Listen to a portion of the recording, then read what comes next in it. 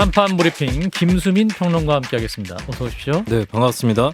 예, 두 분이 똑같이 논평을 써주셨는데 오늘 경호처에서 문 전 대통령이 거주하는 경남 양산 평산마을 경호를 강화하기로 했다고 하죠. 네, 지난 8월 19일 윤석열 대통령과 국회의장단 회동 당시에 김진표 국회의장이 문재인 전 대통령 경호 관련한 건의를 했고요. 예. 윤 대통령이 이를 수용한 것으로 알려졌습니다.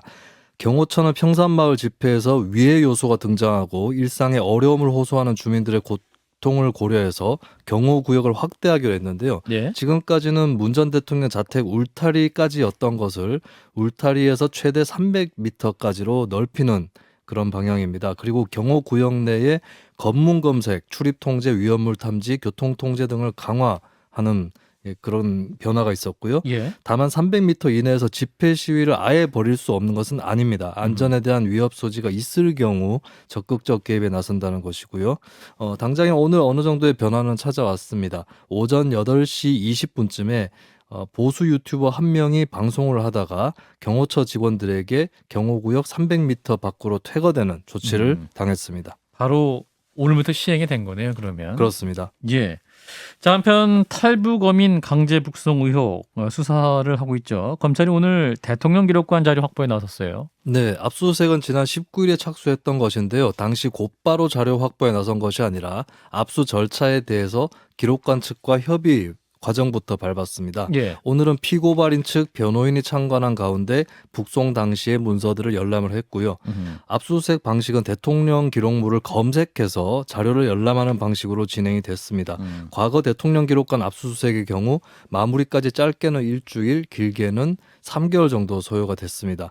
한편 원전 사건을 수사하던 대전지검도 오늘 변호인 한 명을 참관시켜서 대통령 기록관 압수수색을 진행했습니다. 그 자료를 가져갈 수는 없는 거고 열람해서 증거를 확보하는 차원인 거죠, 그러니까? 그렇습니다. 그 자리에서 뭐 키워드를 입력을 검색해서 해서 해당 기록물만 딱 보고 본 다음에 이제 열람을 하는 방식입니다. 그렇군요. 자, 일단은 대통령 경호처가 문 전 대통령 사저를 향해서 했던 조치 두 분 다 적절했다라고 평가하셨어요. 진 작가님부터. 지금 배경이 있었던 것 같아요. 그 최근에 그 극우 유튜버들, 예. 그 평산마을에서 극단적인 시위를 하는 이 극우 유튜버들이 대거 뭐가 됐습니까? 그 대통령 취임식에 예. 취임 초대됐었죠. 초대받았다는 것, 그다음에 그 초대한 인물이 뭐 김건희 여사였다. 뭐 이런 보도가 있지 않습니까? 사실인지 아닌지 모르겠지만 예. 그런 부분에 대해서 상당 부분 아마 압박을 느꼈을 겁니다. 왜냐하면 이게 거의 뭐 그럼 시위를 갖다가 사주한 꼴이 돼버리니까 예. 이 부분하고 선을 긋기 위해서 좀 한 것 같은데 저는 이제 뭘 평가해 주냐면은 묘수를 찾은 걸 평가해 줍니다. 왜냐하면은 그 시위의 자유는 이제 보장되어 있거든요. 사실 법적으로 막을 근거는 없으니까 이런 일들이 벌어지는 거 아니겠습니까? 예. 그래서 이 문제는 사실 정치적으로 해결했어야 되는데 또 정치적으로 해결하게 되면 또 법 질서가 무너진단 말이죠. 이럴 때 합법적으로 할 수 있는 게 바로 뭐냐. 경호구역 확대라는 안을 낸 거죠. 근데 제가 뭐 이건 뇌피셜이지만 약간 한동훈 스타일이거든요.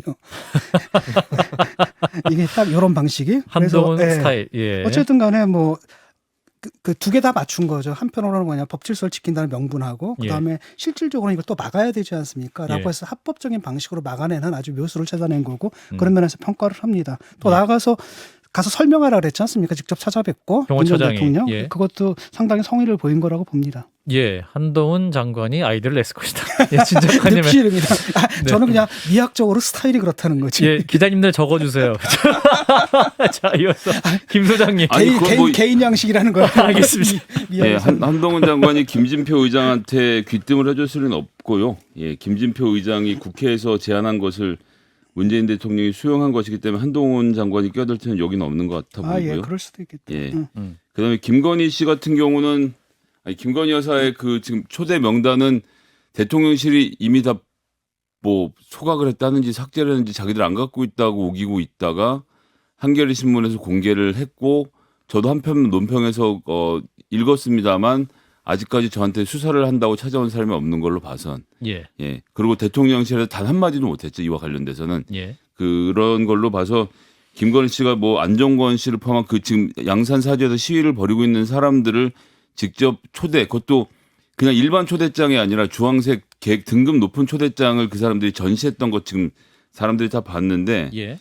예, 저는 그것 때문에 이렇게 조치했을 거라는 진작까지 말씀 듣고 이제 지금 이해를 했는데 그런 점에서 어쨌든 예, 해서 잘 된 것 같습니다. 뭐 이 정도 됐으니까요. 네. 그냥 이 정도를 잘 유지했으면 좋겠습니다. 어쨌든 묘수를 찾아낸 것을 상당히 높이 평가합니다. 왜냐하면 여가했든 야가했든 간에 예. 이런 아이디어를 내는 게 굉장히 중요하거든요. 왜냐하면 어느 하나도 가볍게 할 수 있는 게 아니지 않습니까? 예. 근데 또 하나의 사저가 있습니다. 지금 윤석열 대통령 서초동 사저에도 굉장히 집회가 많이 있거든요.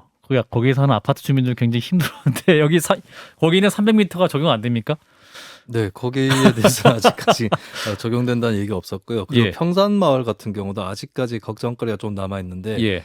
문재인 전 대통령 자택에서 울타리에서 300m 이게 적용이 되면서 그러면 그 언저리에서 시위를 하게 될 경우 이제 마을 입구에 있는 주민들이라든지 아하. 인근 마을 주민들이 피해를 볼 수도 있다라고 하는 이 부분이 좀 새로운 걱정거리 숙제로 또 남겨져 있다고 합니다. 그러니까 어차피 시위를 하는 게 아니라 한 사람이 마이크에 대고 방송을 하고 방송하는 장면을 중계하는 것을 보는 사람들이 카타르시스를 느끼고 거기에 또 입금도 하시고 이제 이 비즈니스 이 사업 이 모델이 바뀌지 않으면 사실은 어디서든 누구든 괴롭히기만 하면 되는 거거든요. 그 괴로워하는 걸 보면서 즐거워하는 사람들이 돈을 내는 이상은 이런 종류의 시위. 그러니까 옛날에는 뭔가 본인의 의견을 정말 간곡하게 알리고 싶어하는 마음이었던 것인데 그래서 저는 이거 어떻게 해야 되나 참 고민이 많이 됩니다. 근데 300m 정도 떨어져 있으면 그 사람들도 아마 그 재미를 못 느낄 거예요. 왜냐하면 괴롭히는 거잖아요. 그 전 대통령을 괴롭히는 재미에 그걸 하는데 예. 자기들이 그래봤자 그 소리가 전달이 안 돼. 거기까지 전달이 안 된다라고 한다면은 시위할 맛도 좀 떨어지겠죠. 예. 아무래도. 자, 그래서 코로나 얘기해 보겠습니다. 여름 제2행 이후에 이제 처음으로 좀 꺾였습니다만 이 겨울철에 또 혹은 그 가을에 이제 다시 대유행이 될 것이다 이런 우려가 있네요.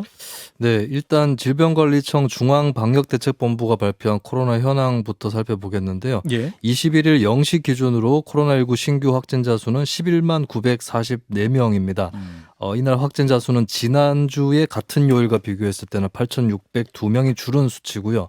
지난 6월 시작된 6차 대유행 이후에 확진자 수가 지난주 대비 줄어든 것은 이번이 처음입니다. 재유행의 정점이 지났을 수 있다는 희망적 관측이 나오고 있는데요. 예. 다만 앞으로 전국 학교 개학 등의 재확산 요인들도 깔려 있다는 지적입니다. 예. 또 하반기에는 인플루엔자 유행도 우려가 되고 있는데 독감. 네, 그렇습니다. 인플루엔자 유행이 근래 코로나 시국에서 마스크 착용, 거리두기 이런 것 때문에 같이 감소를 줄었죠. 해왔었거든요. 예. 근데 역설적으로 그동안 면역이 약해져서 올해부터 더 취약해질 수 있다라고 하는 관측이 나오고 있습니다. 예. 이미 올 여름에 인플루엔자 통계를 보면 38도 이상 고열 기침, 인후통을 보이는 사람이 1,000명당 3.3명이었는데요. 지난해에 1.6명의 2배가 이미 도달을 한 것입니다. 예, 한편 코로나19를 제2의 독감으로 이제 치료 관리하자는 주장도 있었습니다. 네, 정기석 국가감염병 위기대응 자문위원회 위원장 오늘 설명회에서 의사 입장에서 코로나19는 제2의 독감이다. 앞으로도 코로나19로 입원하는 사람이 지금같이 많을 필요가 없다라고 밝혔습니다. 예. 독감으로 입원하는 환자를 별로 못 봤을 것이다. 치료제가 있어 굳이 입원해도 무엇을 할 게 없다면서 코로나19도 마찬가지 트랙으로 가는 것이다 라고 설명을 했고요. 이런 방향으로 가기를 바라고 목표한다라고 밝혔습니다. 재유행에 대해서는 이번 주 정점을 찍고 서서히 감소할 것이라고 정 위원장이 예상을 했는데요. 예. 10월, 11월에 모든 사람의 면역이 일시에 떨어지는 시기가 온다라고 하는 이 걱정은 하나 남겼습니다. 그렇군요. 자, 그럼 여기서 직접 연결을 해서 말씀 들어보겠습니다. 정기석 국가감염병 위기대응 자문위원장입니다. 위원장님 나와 계시죠? 네, 안녕하십니까? 예. 자, 오늘 확진자가 한 5만 9천여 명이네요. 위중증이 551명, 심각한 수준으로 느낄 수도 있을 것 같은데 어떻게 판단하십니까? 환자 숫자는 이제 좀 안정세에 들어섰다고 보고 있고요. 예. 지금 아직까지 이제 피크가 형성이 됐는지 안 됐는지는 모르지만 한참 정점을 치고 있기 때문에 예. 앞으로 한 1, 2주 뒤까지 위중증 환자 숫자도 그만큼 안타깝지만 좀 늘 거다 그렇게 볼 수 있습니다. 현재 그 중증화율하고 사망률이 어느 정도로 나오고 있나요? 사망률은 지금 계산하는 방법에 따라서 좀 다른데요. 치명률은 0.04%에서 0.05%로 보고 있고요. 예. 이제 중증화율은 곱하기 2를 하시면 됩니다. 아. 그래서 중증화는 0.08에서 0.1% 정도로 보고 있습니다. 그렇군요. 이제 가을이나 이제 겨울 되면 좀 면역력이 떨어져서 대유행이 올 것이다. 위원장님은 오늘 기자회견에서 좀 예측을 하신 것 같은데 그러면 어떻게 해야 됩니까? 이 4차 접종을 좀 서둘러야 하는 이런 상황인가요? 예, 일단 이제 지금 우리 국민이 이번에 많이 알게 된 것은 오미크론을 크게 앓으면서 젊고 건강한 기저질환이 없는 분들은 이 병이 그렇게 대단히 위협적이지 않다는 걸 알았습니다. 벌써 2천만 명이 넘게 앓지 않았습니까? 예. 다만 고위험군은 여전히 치명률이 높은 편이거든요. 아까 제가 0.04에서 0.05라 했지만 고위험군 이보다 훨씬 높습니다. 그래서 그분들 중에서 이제 심지어는 3차 접종 안 하신 분들도 계세요. 예. 그래서 3차 접종 안 하신 분들은 꼭 맞아주시고 4차 접종 꼭 맞아주시라라는 거고 나머지 60세 미만의 건강한 분들인 경우에 기저질환이 없는 분들은 사실은 그렇게 지금으로서는 아주 고위험군하고는 좀 다른 추력을 갈 거다 그렇게 보고 있거든요. 예. 그 제2독감 수준으로 관리하는 것을 목표로 삼겠다라고 하셨는데 지금 독감하고 비교해 보면은 그 중증화율이랑 치명률은 어떻게 되나요? 독감은 사실 우리나라가 정확하게 이런 식으로 카운트해서 치명률 낸 적은 없지만 아하. 과거에 신종플루라든지 제가 통계청 자료를 보고 계산한 신현영 의원도 그렇게 계산을 했는데 자료에 의하면은 예. 0.03% 정도가 나오고 있거든요. 아하. 그래서 사실은 거의 많이 가까이 갔다고 볼 수는 있습니다. 독감에 코로나가 그렇지만 이제 크게 이제 우리가 고려를 해야 될 게 있는데요. 지금 온 국민이 실내에서 다 마스크 쓰고 있잖아요. 마스크 쓰고 있죠. 네. 예, 이 마스크를 벗으면 치명률이 이거보다는 조금 달라질 수 있습니다. 왜냐하면 고위험군들이 더 많이 노출이 되니까요. 예. 그래서 이런 것들을 생각하면 아직까지 독감 수준으로 가기에는 조금 시간이 더 걸리겠지만 궁극적으로 우리가 이 코로나와 같이 살아야 된다는 지난해부터 가져온 이 컨셉을 그대로 가져가려면 우리 국민들이 제일 쉽게 알고 있는 독감 수준의 관리 쪽으로 가는 방향이 옳은 방향이다. 그렇게 보고 제가 독감 수준으로 관리하는 것이 목표다 이렇게 말씀을 드리고 있습니다. 네, 10월에 이제 면역력이 집단적으로 약화될 거라고 말씀하시지 않았습니까? 그 전체적으로 다 약화가 된다라는 뜻이겠죠? 예, 지금 이제 여러 가지 상황들을 계산을 해보면요. 예. 봄에 3월을 중심으로 해서 많이 걸렸던 거의 1,700만 명, 1,800만 명의 우리 국민들이 6개월 정도 가면은 많이 간다고 보는 거거든요. 네. 그러니까 감염을 당하고 생긴 면역이. 그러면 한 9월을 정점으로 해서 그 1,800만 명은 백신하고 상관없이 일단은 면역이 떨어질 겁니다. 그리고 그중에서 또 4차 백신까지 맞은 분들은 그 4차 백신의 효과는 한 4개월 정도 간다고 보거든요. 그래서 만약 8월 달에 맞았다 하면 한 12월까지는 유지가 될 겁니다. 그러나 그 전에 맞은 분들은 역시 11월 정도면은 면역이 끝나는 거고요. 그다음에 그 외에 안 걸렸던 분들이라든지 지금 아직 3차를 제대로 안 맞은 분들이라든지 특히 이제 우리가 걱정하는 영유아들, 소아청소년 쪽은 백신을 못 맞는 어린 나이도 있고 또 안 맞은 계층들도 많기 때문에 그거를 쭉 다 아우르면은 11월 전후로 해서 평균적인 면역이 가장 떨어져 있는 시기가 온다. 그렇게 보죠. 선생님 지금 일기예보도 틀린다, 확진자 예측을 정확히 하기 어렵다는 말씀도 한번 하셨는데 이게 사실 과학적 방역에서 제일 중요한 것이 확률이고 모델링의 정확성을 높이는 것이라고 저희가 생각하고 있었는데 이 말씀의 맥락이 무엇이었는지 설명을 좀 해주실 수 있겠습니까? 예. 제가 그날 이 그래프를 좀 보여드리면서 아주 상당히 단기 예측은 좀 어느 정도 맞지만 한 달 이상의 장기 예측은 잘 맞질 않는다는 말씀을 드렸고요. 근데 이제 많은 국민들이 도대체 몇 명이 나올까 궁금해하고 그 예측을 해드리고 그 예측대로 준비하는 것은 맞습니다. 그러나 이게 이제 틀릴 수밖에 없는 거를 너무 틀린다고 자꾸 이제 이 질병청을 비롯해서 이걸 자꾸 다그치니까 아하. 이분들이 이제 그 대비하고 다른 일들을 쭉 해야 될 분들이 이거 설명하느라고 사실은 좀 에너지가 많이 나가는 것 같아서 제가 옆에서 보기에 좀 안타까워서 이게 틀린다고 정말 실력이 없어서 틀린 게 아니다. 그리고 수리 모델링은 저희 위원회에도 두 분의 위원이 수리 모델링 전문가가 있습니다만은 한계가 있다는 거. 그렇지만 이것은 반드시 필요한 지표 중에 하나라는 것. 이런 말씀들을 드린 것입니다. 근데 이제 그 맥락에서 그 당시 말씀하실 때 이제 너무 많은 연구자들이 계속 다양한 발표를 하고 있어서 혼선이 나오는 걸 막아달라고 말씀하셔서 근데 실제로 이게 좀 민간이나 뭐 병원에서도 이런 수리 예측 모델들을 쓰고 있는데 그럼 여기에 대해서는 정부가 좀 일정 정도 규제를 하실 계획이십니까?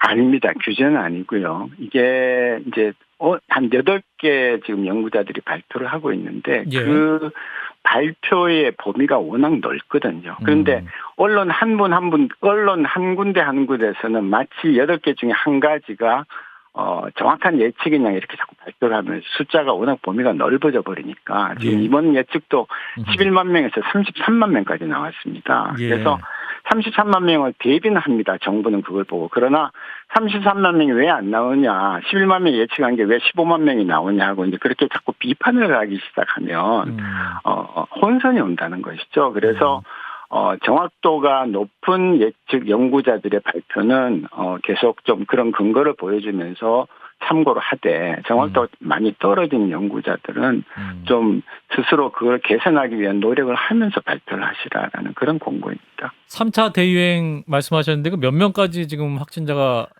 정확한 예측을 좀 토대로 한다면 예상하십니까, 위원장이? 그건 정말 어렵습니다. 그런가요? 그렇지만 그건 정말 어렵고요.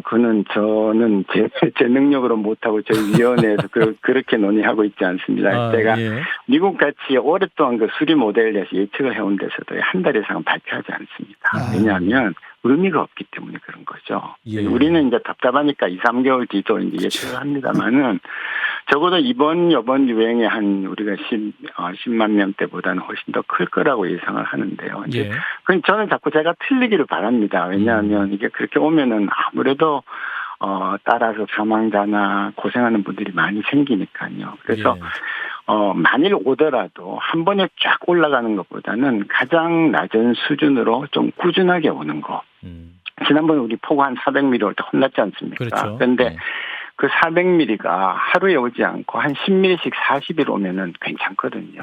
그래서 그렇게 해야지 코로나 때문에 사망까지 하는 분들은 어쩔 수 없다 치더라도 코로나 환자 보느라고 딴 환자를 못 보는 그런 소위 그 초과 사망이라는 부분이 그때는 전혀 생길 수가 없거든요. 만약 그렇게 관리를 하면. 그래서 같은 조건이면은 낮은 숫자로 좀 오래 발생하도록 유도를 하고 그렇게 가는 그런 방향을 그쪽으로 잡는 것이 한꺼번에 대량의 환자가 발생하는 것보다는 훨씬 안전하다 그렇게 보고 있습니다.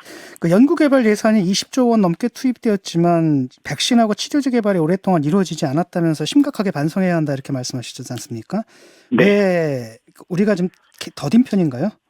우리나라가 이 R&D라는 소위 이제 연구개발의 비용을 굉장히 많이 쓰는 나라입니다. 그래서 연구개발의 비용을 이 감염병 관련 백신이나 치료제 개발에는 상대적으로 매우 적게 써봤던 거죠. 돈은 쓰는 대로 가는 겁니다. 많이 투자하면 많은 효과를 얻을 수 있는 건데 그래서 이거를 다시 한번 봐야겠다. 그리고 이 감염병 투자는 민간에서 하기 어렵습니다. 왜냐하면 이거는 투자해서 이익을 얻을 확률이 매우 적거든요. 그래서 국가가 주도적으로 좀 해야지 언젠가 우리 다음 세대들이 또 이런 걸 만났을 때 우리도 좀 떳떳하게 우리 백신 만들고 우리 치료제 좀 만들어서 당당히 가야 안 되겠습니까? 우리가 지금 경제 10대 대국에 속한다는데 이번에 이건 완전히 체면 다 국인 거니까요. 그래서 다시 한번 감염병 R&D 거버넌스를 다시 좀 가보자. 검토를 하고 그쪽으로 조금 더 비중을 높이자. 그런 취지였습니다.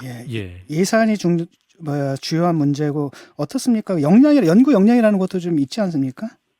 역량은 저희는 있다고 봅니다. 사실 이게 이제 이 생명과학 쪽이 최근에 한 10년 동안에 굉장히 우수한 인재들이 많이 왔습니다. 이과에서는 우수한 인재들이 다 이쪽 분야로 많이 왔기 때문에요. 그래서 이 사람들을 잘 활용하면 사실은 우리가 차세대 먹거리를 찾는 그 하나의 그 실마리가 될 수 있다고 보고 있거든요. 우리가 뭐 핸드폰 만들고 자동차 만들고 석유 정제하고 이렇게 해서 지금 우리가 전 세계를 상대로 해서 돈을 벌고 있는 건데 수출국인데 다음에 수출할 게 뭔지에 대해서 우리가 고민을 좀 해봐야 되겠고 마침 우리 국민들이 이번에 이 백신 치료에 옆에서 고생도 많이 했으니 이 보건의료 산업 쪽으로 한번 방향을 조금 더 집중을 하면 좋겠다라는 그런 뜻입니다. 알겠습니다. 위원장님 말씀 여기까지 듣겠습니다. 고맙습니다. 네, 감사합니다. 정기석 국가감염병 위기대응 자문위원장이었습니다. 자, 법사위 얘기해 보겠습니다. 오늘 법사위에서는 법무부의 검수원복, 그러니까 검찰 수사권 원상복구 얘기가 좀 많이 있었고 또 최광욱 의원, 한동훈 장관의 설전도 있었군요. 네, 일단 채널A 사건에 연루되어 있는 최강욱 의원 관련해서 국민의힘의 장동혁, 정점식 의원 등이 최강욱 의원이 채널A 사건으로 기소되어 있었다는 것을 문제로 삼았습니다. 그러자 최강욱 의원이 법사위에 지금 피고인이 저 한 명인가라면서 한 장관 본인은 피해자라고 주장하지만 내가 더 피해자라고 보는 견해가 많지 않느냐라고 항변했습니다. 예. 이에 한동훈 장관이 기소가 되셨으니까 이해충돌이 있다는 얘기라고 밝히니까 최강욱 의원이 신상 발언 중에 끼어들지 말라라고 하면서 언성을 높였고요. 최강욱 의원은 자신이 법사위원 지위를 남용했으면 사건 처리 결과가 그 모양 그 꼴이겠냐라고 말했고 한동훈 장관은 가해자가 법사위원 자격으로 피해자에게 질문하는 것이 국회법상 이해충돌 규정이 허용하는 것인지 짚고 넘어가 주시라면서 법사위원들에게 주문했습니다. 예. 한편 법무부가 주도하는 검찰 수사권 원상복구 이 시행령에 대한 논쟁도 있었는데 네, 국민의힘의 유상범 의원은 시행령 마련 배경을 두고 한 장관에게 질의를 했는데요. 한 장관은 국회 입법 과정을 존중한 것이고 지난 1년 반 동안 확인된 부정부패 대응 약화와 수사 지연 등의 국민 피해를 보완하려는 것이라고 답을 했습니다. 그리고 민주당의 박범계 의원은 이번 개정안은 검찰청 형사소송법을 패스트트랙 이전으로 돌리는 개정이며 검찰청 형사소송법 위반이라고 주장했고요. 이에 한동훈 장관은 국민 보호를 위해 최소한 필요한 내용으로 시행령을 만들었다고 반박을 했습니다. 한편 민주당의 이탄희 의원은 국회 법제사법위원회에서 법무부가 지난 6월 27일 헌법재판소에 제출한 권한쟁의 심판 청구서에는 검찰 수사권이 박탈된다고 해석을 하고 있으면서 8월 11일자의 검찰청법 시행령 보도자료에는 부패 경제범죄 이외에 다른 중요범죄도 수사해도 된다고 해석했다. 다른 해석이 두 가지가 존재하고 있다라고 지적을 했고요. 이에 대해서 한동훈 장관은 권한심판은 그 법률 자체의 위헌성을 설명하는 내용이고 시행령은 그럼에도 불구하고 시행됐을 경우에 대비하는 것이기 때문에 둘 간의 그 로직, 논리가 다르다 이런 입장을 표명했습니다. 예. 자, 일단은 최광욱 의원과 한동훈 장관의 설전 어떻게 보셨는지 친 작가님부터. 일단은 최광욱 의원이 법사위원으로 참여하는 것은 이해충돌이 맞다고 보고요. 가해자지 않습니까? 적어도 지금 앉아가지고 자기가 피해자라고 얘기를 하는데 이게 참 문제거든. 이런 의식이 문제거든요. 자기가 가해자로 기소되는데 자기가 피해자라고 보는 이 견해가 많다? 이건 말이 안 되는 것 같고 그다음에 그 피해자가 지금 나와 있단 말이죠. 라고 한다면 사실은 이건 재촉 사유가 된다고 보고요. 다만 한동훈 장관이 의원들 싸움에 좀 끼어드는 모습은 그다지 적절하지 않아 보이거든요. 너무 각을 세울 필요는 없고 약간 권투로 비교한다면은 인파이팅을 하는 게 아니라 약간 아웃파이팅을 하는 식으로 그런 공격이 들어왔을 때 방어하는 식으로 좀 나갔으면 좋겠고 그래서 제가 볼 때는 사실 한동훈 장관 개인에게는 최강욱 의원 같은 사람이 거기 있어주는 게 아마 자기한테 개인적으로 도움이 될 겁니다 아마. 김 소장님. 일단 채널A 관련돼서 최강욱 의원이 한동훈 장관의 명예를 훼손했다. 이것이 이 사건의 기본 얼개입니다. 그렇다라고 하면 이 사건의 논리 안에서 최강욱이 가해자, 한동훈이 피해자죠. 근데 한동훈 전 검사가 이제 피해자인데 마침 지금 법무부 장관을 하고 있어서 본인이 피해자라고 주장했지 않았습니까? 오늘도 말씀하시던데 그렇게 되면 이해충돌방지법에 의해서 구체적인 사건에 대한 지휘가 불가능해집니다. 왜냐하면 본인이 피해자로 규정했기 때문에 검사에 대해서 이렇게 사건을 지휘할 수도 없고 막 그 같은 의미에서 최강욱 의원이 한동훈 법무부 장관에게 자, 공판 검사가 누가 가 있는데 내 재판에 유리하게 말해달라라고 하는 식의 이해 충돌을 할 수 있는 방법이 아예 없죠. 왜냐하면 한동훈 장관이 지휘를 할 수가 없으니까. 본인은 수사 지휘를 하지 않겠다고 말도 했지만요. 그리고 이미 기소가 되어서 재판정에 넘어가 있기 때문에 판사에 대해서는 법무부 장관 영향을 미칠 수가 없습니다. 그리고 한동훈 장관은 지금 본인이 이거 관련돼서 지금 이게 지금 이해 충돌이 하고 있다라고 이야기하지만 말씀드린 대로의 논리 안에서 둘 간의 이해가 충돌하고 있는 점은 없다는 것이 확인이 돼 있습니다. 진 작가님? 국회법상으로 한번 확인해 봐야 될 겁니다. 이런 얘기가 굉장히 앞으로도 굉장히 많이 나올 텐데 그래서 한동훈 장관이 얘기한 것도 그 얘기지 않습니까? 이게 국회법상 이해충돌 규정이 허용하는 것인지 한번 논의해 달라는 얘기지 않습니까? 논의해 볼 필요는 있다고 봅니다. 뭐 권성동 위원장이 법사위원장을 하시던 시절에 재판을 받고 계셨으니까 국회에서 판단해 보면 되겠죠. 예, 여기 논의는 여기까지 하겠습니다. 김수민 평론가였습니다. 고맙습니다. 예, 감사합니다. 좋아요, 구독. 알림 설정.